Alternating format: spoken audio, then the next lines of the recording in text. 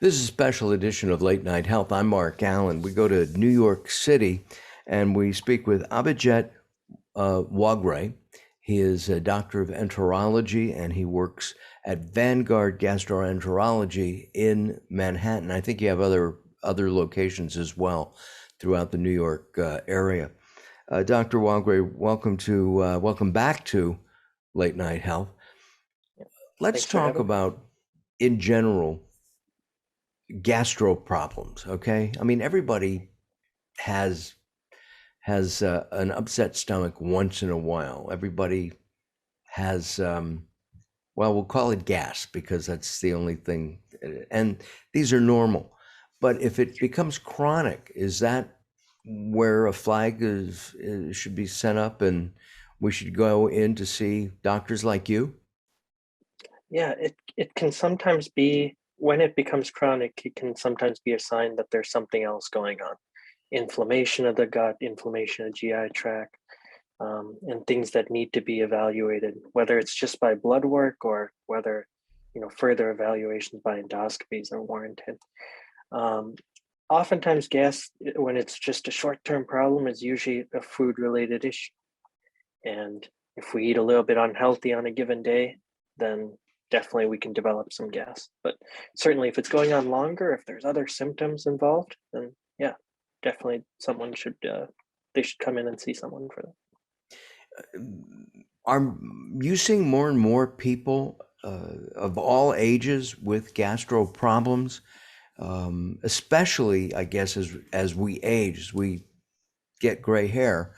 Do people tend to have more issues with their tummies and all the associated organs down there? As we age, yeah, definitely we tend to accumulate health issues as we age, and we definitely see people who are older with more health issues. I would say also as people age, they get a little bit more diligent about their health. As we're younger, we brush things off. We're busy, we're going out, we're hanging out with friends, and we just don't pay attention to our health as much. But as we get older, we definitely a lot of patients in their 30s, 40s, which may not be that old, but compared to their 20s was, when they just would brush off issues, are coming in now and saying, look, I need to take care of this. I have a family now. I want to make sure everything is good. What would be the number one reason somebody should come in and see you at Vanguard, a person, a young person? Let's start with young, and then we'll talk with somebody. You said older, 40. Oh boy. And then we'll talk about somebody who's older. What would be a typical reason for coming in?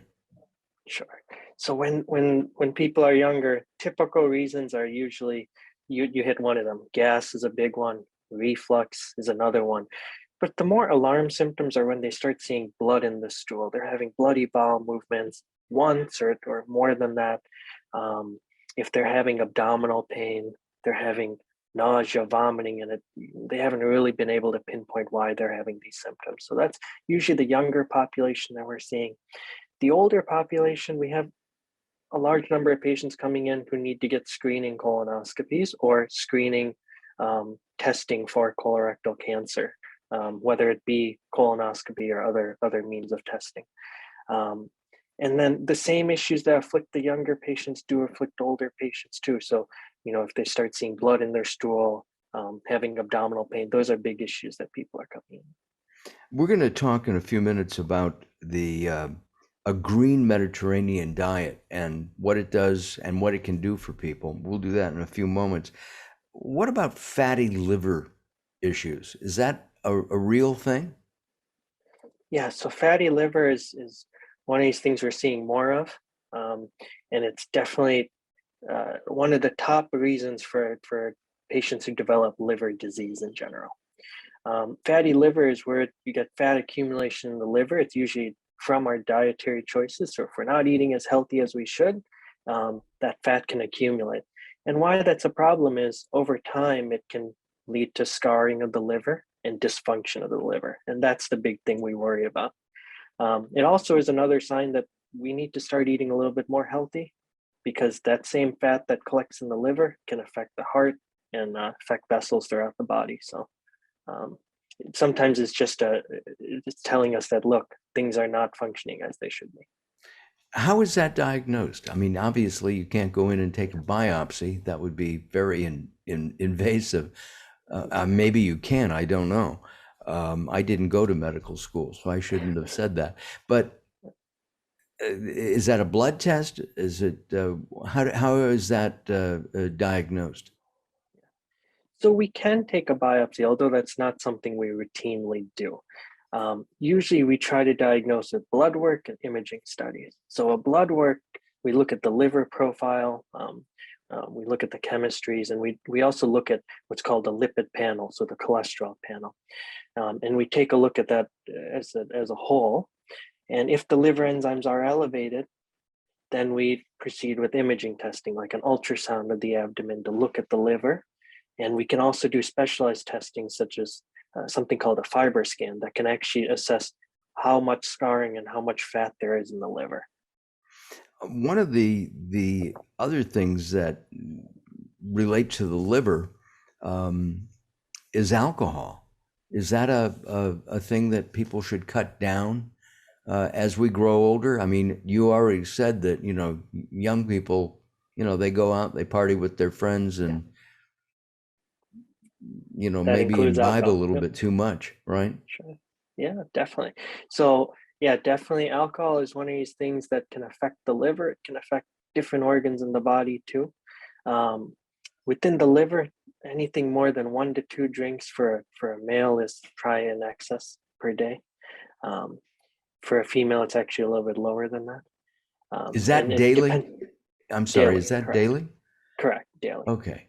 per day. Yeah. So anybody who's drinking more than that is probably drinking in excess, and that can definitely affect the liver.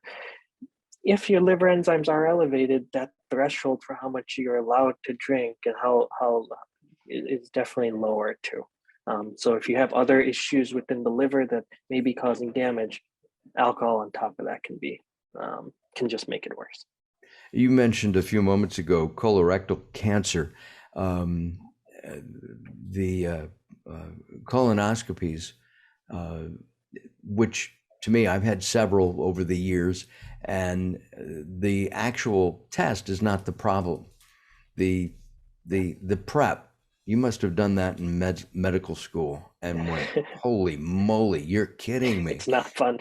It's not fun. I mean, you have an extra a day before of cleansing and cleaning. I mean, you're squeaky clean if you drink that whole thing.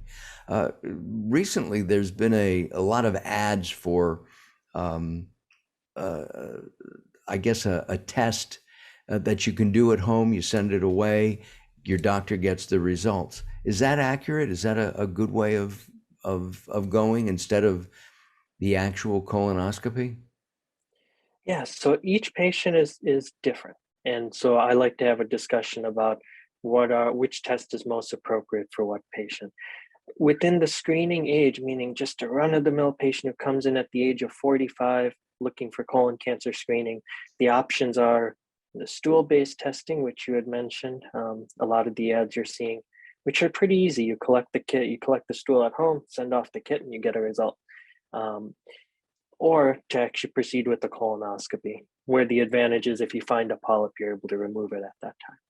Now, if you have a family history of colon cancer, somebody in your family has polyps at a younger age, you're having symptoms at the time that you're presenting, in that case, a colonoscopy is more appropriate. So that's why I like to have that discussion with the patient in the office and just figure out which is the best test for them and all the risks and benefits of each procedure so they can As make a a decision. as somebody who uses his mouth for a living, because I talk, my gastro doc has often recommended an endoscopy, Mhm. which is going down the mouth and checking for cancers in that area. Can you tell us, is that something that most people should do, or when should that be done? Yeah. So currently, there's no recommendation for endoscopic surveillance or screening for gastric cancer in the general population. But if you have certain risk factors, such as a family history of stomach cancer, or you're having symptoms, ongoing reflux, so a lot of burning in the stomach or chest area for a long time, those could be reasons why we would recommend an endoscopy to take a look and make sure not only is there stomach cancer right now, but is there something that we can find in the biopsies that we could treat and prevent progression to cancer later on. Our guest is Abhijeet Waghray. He is a doctor of, he's a gastroenterologist, and he works in the New York area, Manhattan, I believe, at Vanguard Gastroenterology. They have several locations throughout the city. We started our conversation, and I said we were going to talk about the green Mediterranean diet. I never heard of the green Mediterranean diet. I try to follow the Mediterranean diet quite a bit, eating, lots of salads. I'm a big dressing hog. I know I shouldn't do that. And a lot of good vegetables. What is the green Mediterranean diet? Yeah, so the green Mediterranean diet is the Mediterranean diet, but focused where the foods are really just fruits and vegetables, and you're limiting even the chicken, fish intake that you're having. This has really been studied in the last couple of years, and a lot of literature coming out in the last couple of months too has been very positive around this, showing that it's even better than the Mediterranean diet in terms of improving your liver profile if you have fatty liver disease. And so I've had a lot of patients that have come in and asked specifically about, which diet is really the best for my liver? If I have fatty liver, which is really the best? And I tell them, look, the green Mediterranean diet is probably the best. And these are foods that you should and shouldn't be eating. But it's also about what type of diet can you sustain long term. And so that's equally important. So it's always good to have that discussion. Got it. Personal question. What did you have for dinner last night? I had fish. Yesterday. You had fish. How was it prepared? I just put it on the pan and just seared it. And just nothing seared fancy. it. Yeah, nothing fancy. Got it. Okay. Vegetables too? A few vegetables. Yeah, it was a healthy dinner. I was lucky. Yeah.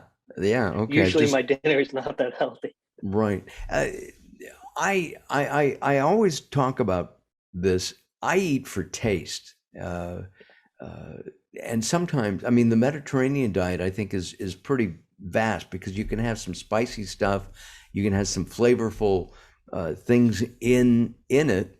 And I know that eating beef, particularly, and pork and lamb is, not the healthiest kinds of things to do. What about occasionally? Can you cheat occasionally? It's like, if you talk to a doctor who specializes in weight loss, they say, sure, go ahead, have a scoop of ice cream, have a slice of cake, a slice of pie, not the whole pie. Is that the same rule? Yeah, so that's what I try to emphasize, is really doing something that's sustainable, because I don't think it's sustainable for most people to completely alter their diet and not ingest some of the foods that they enjoy, if that's red meat or ice cream or whatever. So I usually tell them occasionally, that's your cheat day. Once every couple of weeks or once every 2 weeks, make it that day and make it an event. So it's all about doing something that's sustainable. Gastroenterology is, we need more gastroenterologists, because as America ages, as the world ages, as you indicated earlier, we have more and more issues and more problems. Why did you decide to go into that field of medicine rather than psychiatry or pediatrics? Yeah, so gastroenterology is an interesting field in that we think of it as just the GI tract, but the GI tract is made up of so many different organs. And so that's one of the things I enjoyed, was just that breadth and just how many different things we can treat.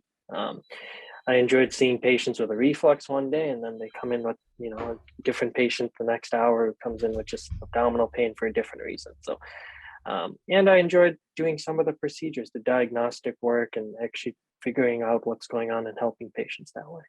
Are you a surgeon as well? Technically, no, we're not surgeons, no, Got because it. we're not making incisions on the outside. So.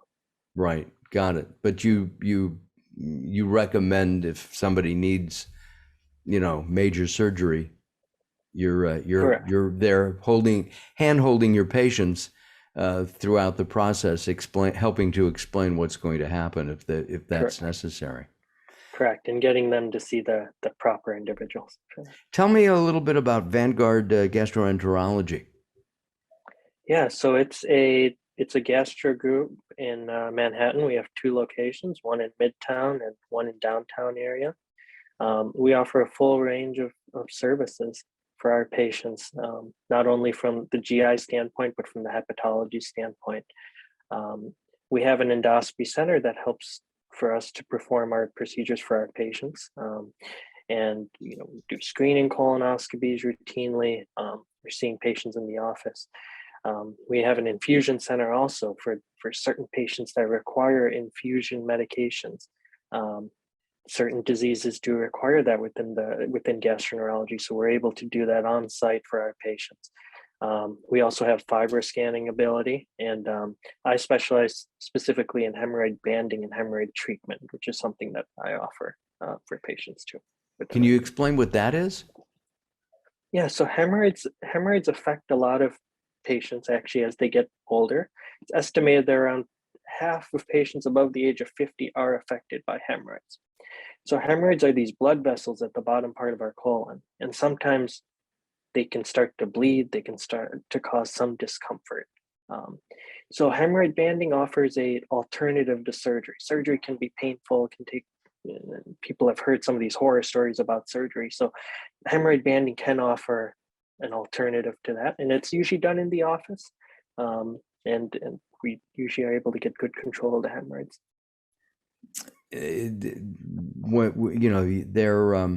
There are ads for hemorrhoid treatments at home.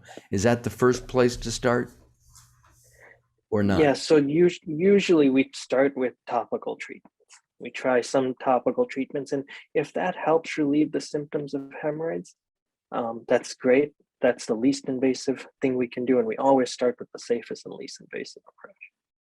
And what those topicals do is shrink the expanded blood vessels, which are the hemorrhoids?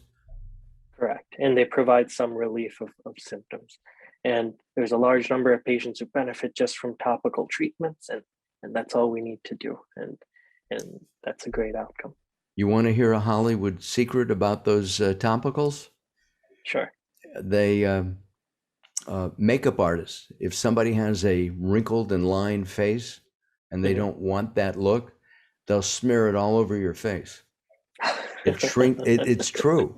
It's true. Wow. I had a somebody I interviewed on a regular basis, and he had a craggy face. And while it didn't smooth him out completely, it probably reduced the wrinkles by 30%, maybe 25%, which is pretty amazing. That's impressive. Be careful, yeah. Don't get it in your eyes if you do this at home. It would hurt a lot. Wow. Yeah.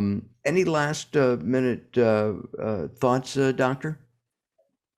The one other thing I would note is a lot of people during the pandemic, especially over the last 2 years, have put off colon cancer screening.